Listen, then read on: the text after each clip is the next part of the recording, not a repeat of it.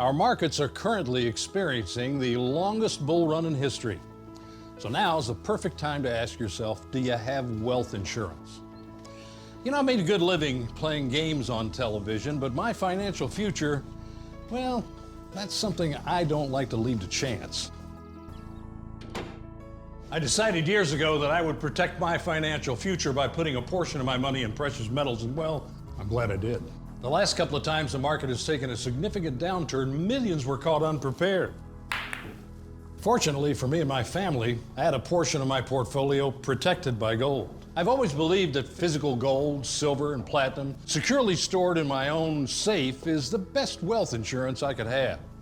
I know it's going to be there, safely tucked away and protected, no matter what happens to the stock market, big banks, or even the real estate market. Now, many economists agree that we're in for some significant changes, which is one of the reasons many experts are predicting another solid run for the gold market.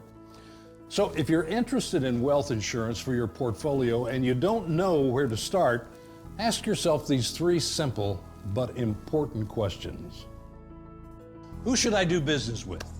Well, there's only one precious metal company that has a former director of the United States Mint as its president.